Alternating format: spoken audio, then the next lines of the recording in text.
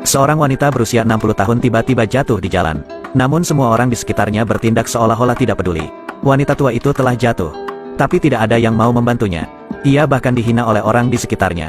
Jika kita membantunya, penyakitnya akan menular. Saya tidak berani membantunya. Apa yang harus kita lakukan? Tapi seorang gadis yang duduk di kejauhan melihatnya.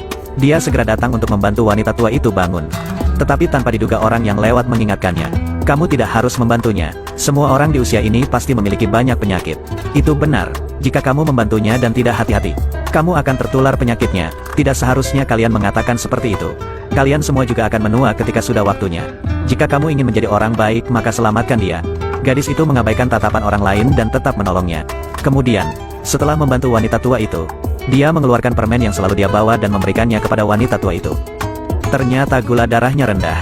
Jadi setelah makan permen, kondisinya membaik. Melihat gadis yang baik hati ini, di dalam hatinya dia tidak bisa berhenti bersyukur. Tadi, ada begitu banyak orang tetapi tidak ada yang mau membantu saya. Tetapi Anda lari untuk membantuku. Aku tidak pernah berpikir seperti itu. Aku hanya takut jika aku mengabaikan orang yang butuh pertolongan. Tidak banyak gadis baik sepertimu sekarang. Siapa namamu? Berapa umurmu? Apakah kamu sudah punya suami? Nama saya Nonuan. Saya berusia 23 tahun dan saya masih lajang. Lajang. Itu sangat bagus. Anak laki-laki saya baru saja kembali dari luar negeri dan dia terlihat sangat tampan. Besok saya akan memperkenalkannya dan berharap kamu menjadi menantu perempuan saya. Bibi, aku di sini hanya berniat membantumu. Tidak perlu malu. Aku sangat menyukaimu. Beri anakku kesempatan. Anda akan menyukainya begitu Anda bertemu dengannya. Tapi Nonuan tidak tahu bahwa anak dari wanita tua yang dia selamatkan adalah pemilik sebuah perusahaan.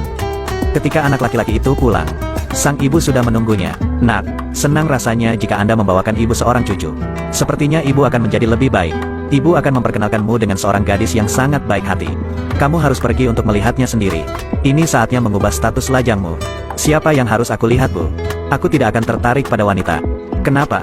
Apakah kamu tidak suka wanita? Apakah mungkin kamu menyukai pria? Oh Tuhan, anakku ternyata menyukai laki-laki. Jika kamu menyukai laki-laki, seharusnya kamu memberitahuku lebih awal. Apakah sudah ada pria lajang yang direkomendasikan? Apa yang ibu bicarakan? Saya tidak suka pria. Aku hanya tidak suka membuang-buang waktuku untuk wanita. Ya Tuhan, bagaimana kamu bisa berpikir seperti itu? Jika kamu tidak menikah, kamu akan sangat kesepian nanti. Suatu saat ibu akan mati. Lalu siapa yang akan berada di sisiku? Sepertinya hatiku sangat sakit. Apa yang ibu lakukan? Baiklah, aku akan melihatnya. Bagus, kamu adalah anakku yang baik. Karena dia sangat peduli dengan perasaan ibunya. Jadi dia setuju dengan permintaan ibunya. Tapi dia hanya ingin melihatnya dulu. Saat itu sang ibu langsung menelponnya. Kemudian katakan padanya untuk bertemu dengan putranya. Meskipun dia merasa putranya tidak cocok untuk gadis yang begitu baik, dia masih berharap bisa memberi putranya kesempatan. Setelah itu dia berpikir sejenak. Saya merasa bahwa saya hanyalah orang dengan latar belakang keluarga biasa. Tapi karena dia tidak ingin wanita tua itu sedih, dia tetap menyetujuinya untuk melakukan pertemuan. Keesokan paginya, Presiden berpura-pura menjadi pekerja bangunan. Dan langsung pergi ke tempat pertemuan. Apakah kamu Nonuan? Benar. Dan kamu Luc Van Chow? Kan? Benar. Saya putranya Bibi Luc dan namaku Luc Van Chow. Ibuku pasti sudah bercerita cukup banyak tentangku. Tapi Bibi Luc baru saja mengatakan bahwa putranya baru saja pulang. Tapi dia tidak mengatakan putranya bekerja di lokasi konstruksi. Ini benar-benar mengejutkan. Apa ini? Ini adalah kue keju setengah matang. Sepertinya kehidupannya tidak begitu baik. Pantas saja Bibi Luc mengatakan kalau putranya tidak akan pernah bisa mendapatkan seorang istri. Apakah itu enak? Nanti aku akan pesankan lagi. Ini tidak mahal kok. Aku akan membawakannya lagi. Tidak apa-apa. Astaga, siapa orang di depanku ini? Sudah lama kita tidak bertemu. Baru-baru ini aku telah bergabung dengan perusahaan Lukti. Sekarang gajiku juga menjadi ratusan ribu. Jadi apakah kamu ingin kembali denganku?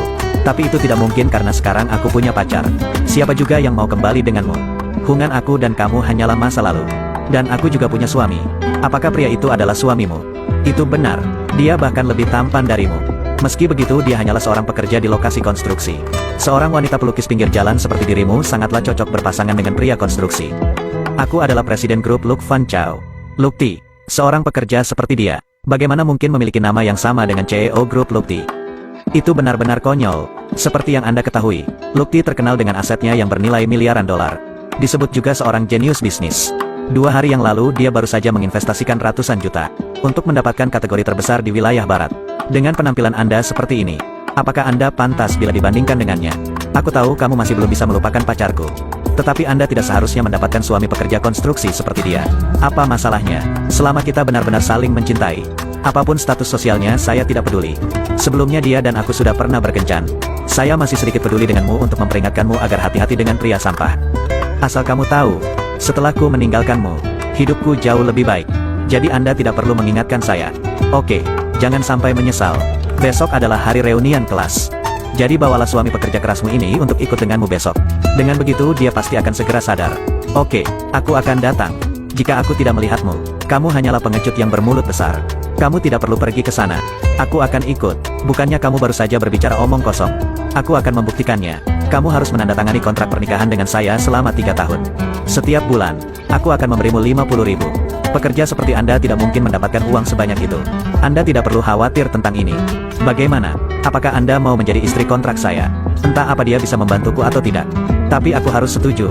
Apakah kita benar-benar akan tidur di ranjang yang sama? Karena kita sudah menikah, kita tidak mungkin menghindari ini.